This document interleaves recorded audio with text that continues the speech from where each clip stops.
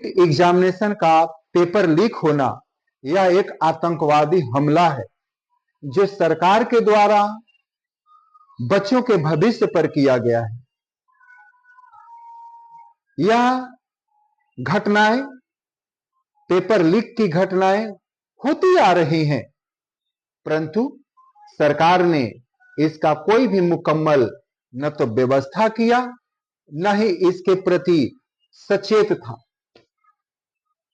दोस्तों, जरा सोचिए, अगर जहां से पेपर लीक हुआ वहां पर अगर ईवीएम मशीन होता, जो चुनाव करा के काउंटिंग के लिए ईवीएम मशीन को एक जगह रखा हो जाता है, अगर वहां पर ईवीएम मशीन रखा गया होता तो क्या कोई परिंदा पर मार सकता था? कतई नहीं, कतई नहीं वहां पर परिंदा पर मार सकते थे। परंतु यह पेपर था, इसका मोल ही क्या है, इसका महत्व ही क्या है, इसका हम लोगों के देश के नेताओं के मन में या दिमाग में इसका कोई महत्व नहीं है। हम लोगों के देश के नेताओं के मन में उसी चीज का महत्व है जो उनसे, जिसका लाभ उनसे जुड़ा हुआ है। जनता के लाभ से जुड़ी हुई चीजों का उन लोगों के मन में और दिमाग में कोई महत्व नहीं है। नहीं कहना चाहिए यार, लेकिन आज देश के हर संसाधन का उपयोग केवल नेताओं के हित के लिए किया जाता है। जनता का हित तो गौण हो गया है, जनता का हित को तो कोई ध्यान ही नहीं रखता है। जरा सोचिए, यही लोग जब बच्चों के परीक्षा होने को होती है 10 और 12 का, तो परीक्षा पर चर्चा करते हैं, जो सरासर एक बेवकूफ बनाने का बहाना। परीक्षा पर चर्चा केवल इसलिए लोग करते हैं ताकि लोग, बच्चे, अब वोटर बनने जा रहे हैं, वो केवल मेरा नाम याद रखें, वो जाने, केवल मेरे को जाने और मेरा वोटर बन जाए और हमको वोट दें। वोट कैसे देंगे? जब वो बेकार रहेंगे, बेरोजगार रहेंगे, गरीब रहेंगे, असहाय रहेंगे, निर्बल रहेंगे, तब हमको वोट देंगे। तो यह सब कृत्य जो हम लोगों के देश के नेता अपने देश के लोगों के साथ कर रहे हैं, तो इसका ऐसा भी बात नहीं है कि पब्लिक समझ नहीं रही है। आज नेता एक तरफ, पब्लिक एक तरफ, आज दोनों के बीच में बहुत बड़ा गैप है। आज नेता या सरकार और जनता का जो समन्वय होता है, उसका कहीं दूर दूर तक नहीं दिखता है। ना तो सरकार जनता के प्रति समर्पित है और ना ही अब जो जनता है वो सरकार को तवज्जो दे रही है। ऐसा फील हो रहा है कि हम लोगों के देश में विदेशी सरकार है जो हमारी नहीं है। अब यह जो चीजें हो रही है, मनोभाव, सब कुछ क्रिया विधि देखने के बाद ऐसा हम लोगों का समाज खड़ा है। आज एक चीज ध्यान दो भाई साहब, आज हम लोगों की सरकार ने कहा कि पेट्रोल बचत कीजिए, खाने के तेल को बचत कीजिए और सोना वगैरह न खरीदिए। ऐसा पहली बार नहीं है, ऐसा होते आया है। पहले भी प्रधानमंत्रियों ने जब भी देश पर संकट आया तो उन लोगों ने जनता से अपील किया। ऐसा भी अपील हुआ कि लोग हफ्ते में एक दिन उपवास करें, देश के जो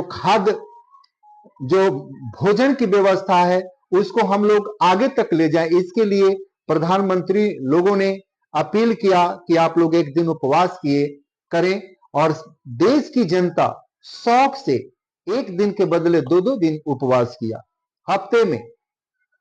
परंतु वो हमारे देश के प्रधानमंत्रियों की छवि थी, वो छवि थी कि उनके एक आह्वान पर देश के लोग उपवास करना छोड़ दिए। उनके एक आह्वान पर महिलाएं अपने शरीर के गहने तक देश को भलाई के लिए दे दिया। और हाल ही में यह भी हुआ था कि एक बार कहने पर लोगों ने घर से बगैर बिना सोचे समझे थाली बजाया। परंतु आज की हालात कुछ अलग है। आज पब्लिक के मन में इन लोगों के प्रति न तो वो श्रद्धा है न भावना है। आखिर क्यों नहीं? क्योंकि लोगों ने झूठ बोला, लोगों को धोखा दिया। और धोखा दिया तो मंगनी का धोखा नहीं दिया, लोग जैसे नेचर के थे वही लोगों ने दिया, जैसे नेचर के लोग हैं वही दिया। लोगों ने अपने आप को नेता तो बता दिया, ठीक है, लेकिन राजनीति करेगा कौन? राजनीति मजाक नहीं है, राजनीति एक कला है, दबंगई नहीं है। किसी भी देश को आगे एक नेता ले जाता है, क्योंकि नेता के पास राजनीति होती है और राजनीति एक विचारधारा होती है। जिस विचारधारा को अपनाकर, जिस विचारधारा के साथ में कोई भी देश उन्नति के मार्ग को, उन्नति की ओर अग्रसर होता है। परंतु आज नहीं कहना चाहिए, फिर भी हम बाध्य हैं कि हम लोगों का देश नेतृत्व विहीन है। राजनीतिक मैदान में नेता नहीं खड़े हैं, कोई और हैं। और जो एक दो को कुछ लोग नेता बचे भी हैं, वो किसी तरह अपनी आबरू बचाने के लिए चुपचाप खामोश है। दोस्तों, तरह तरह की चीजें जो होती हैं, आज सोचिए अगर हम लोगों के देश में राजनीति होता, अगर हम लोगों के देश में नेता होते, तो क्या भाषा के नाम पर, क्षेत्र के नाम पर कहीं कोई किसी को मारता, कहीं किसी को कोई भगाता? नहीं। मारने वाले को, बिहारियों को प्रदेशों में कितने मारने वालों को सजा हुई, कितने लोगों को अरेस्ट करके दिल्ली लाया गया, कितने लोग जबरदस्ती कहते हैं कि हमारी भाषा बोलो। क्या उन लोगों के ऊपर कुछ हुआ? जी नहीं। क्यों? क्योंकि हमको सरकार बनानी है, सबको उन लोगों को खुश रखना है जो उन लोगों को मदद करते हैं। हद तो तब हो गई भाई जब बिहारी होने के नाम पर एक सरकारी कर्मचारी, वो भी पुलिस वाला, प्रशासन का आदमी गोली मार देता है। क्यों मारा? क्योंकि वो बिहारी था। तो इन सभी चीजों को देखकर, चाहे वो नीट की अब एग्जामिनेशन का पेपर का लीक का मामला हो, या बिहारियों को गोली मारने का, गाली देने का मामला हो, क्या इससे लगता है कि हम लोगों के देश में राजनीति है? एक और बात याद आ गया दोस्तों, आप लोग सुने होंगे कि वो नेताजी कह रहे थे कि बिहार में 10-20 हजार में लड़कियां मिल जाती, वो भी सतासीन पार्टी के, वो शायद कोई उनकी बीबी सरकार में थी और वो उनके हस्बैंड थे। उन्होंने कहा, मैं एक नेताजी का भाषण सुना था, उन्होंने कहा था कि पंजाब के थे कि तुम लोग हमें वोट दो, मैं बिहार से लड़की लाके दूंगा। ये कैसे लोग हैं? क्या इन लोगों को कोई नारी ने जन्म नहीं दिया? क्या इन लोगों के हाथों के कलाई पर क्या किसी बहन ने राखी नहीं बांधा? कितने बड़े बड़े इज्जतदार हैं ये लोग, कितने बड़े इज्जत वाले हैं। अगर ऐसे इज्जत वाले होते हैं कि किसी को गाली देते हैं, किसी मां बहन के आबरू लूटते हैं, तो हम बिहारियों को ऐसा इज्जतदार बनने की कोई जरूरत नहीं।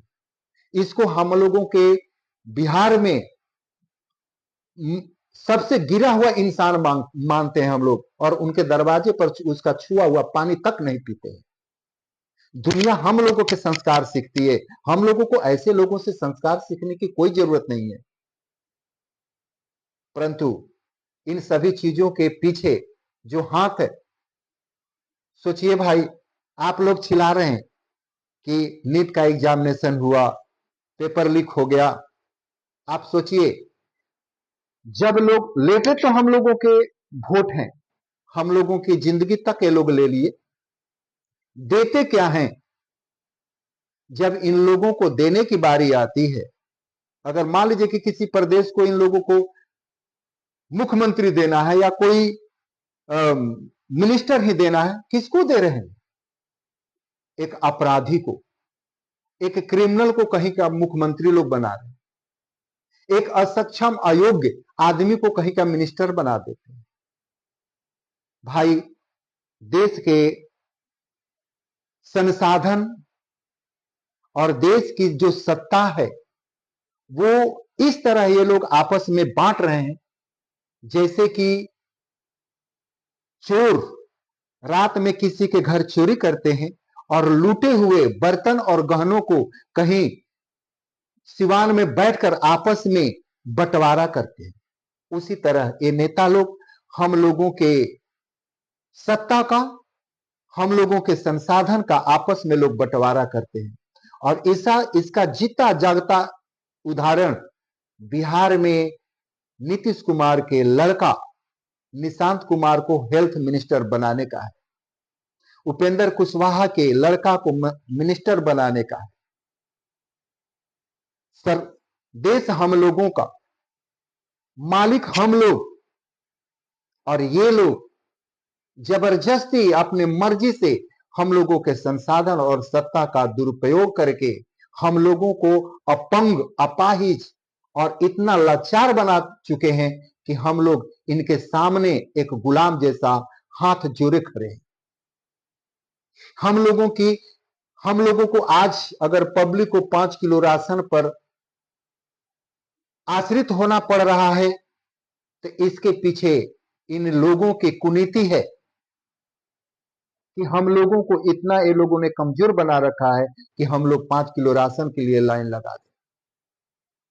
ये लोग कभी हम लोगों के रोजी रोजगार की बात नहीं करते, लेकिन 5 किलो राशन हम देते हैं इसकी बात करते हैं। वो बात करते हैं जिसका भोजन हम लोगों के टैक्स से होता है, जिसके शरीर का वस्त्र, चाहे वो अंदर का वस्त्र हो या बाहर का, वो सब कुछ हम लोगों के टैक्स से खरीद कर ये लोग पहनते हैं, हम लोगों के टैक्स से भोजन करते हैं, हम लोगों के टैक्स से ये लोग अयासी करते हैं। उसको ये लोग कहते हैं कि हम आपको 5 किलो राशन देते हैं। अरे भाई, आपका पेट हम लोग भर रहे हैं, आपने हम लोगों को हम बनाया है ऐसा कि हम लोग 5 किलो राशन के लिए लाइन पर में लगे और आप लोग गीत गाते हैं। खैर, यह धरती है, बहुत कुछ देखती है। इसने राम का राज देखा, रावण का राज देखा, कंस का देखा, कृष्ण का देखा, गुलामी देखी, आजादी देखी, मुगलों को देखा, अंग्रेजों को देखा, हूणों को देखा, मंगोलिया के लोगों को देखा, सबको देखा और सबके राज को एक दिन समाप्त होते देखा। इस आज जो सरकार चल रही है हम लोगों के देश के लिए, जो बिल्कुल हम लोगों के देश के हित के बिल्कुल जो विपरीत में है, इसका भी अंत होगा। और एक और बात अंत में मैं कहता हूं, अगर देश में नेता होते, अगर ये लोग नेतृत्व करना जानते, तो आज संसार के सामने चारों खाने चित्त नहीं पड़े होते। इसके बारे में हम यही कहेंगे, मेरे प्यारे देशवासियों, खेल के मैदान में खिलाड़ी और सांसद भवन में नेता को पहुंचाइए, तब हम लोग विकसित हो सकते हैं, तब हम लोग विकास कर सकते हैं। इन लोगों के भरोसे हम लोग गरीब हो सकते हैं, हम लोग लाचार हो सकते हैं, हम लोग विवश हो सकते हैं, कभी सुखी और संपन्न नहीं हो सकते। धन्यवाद।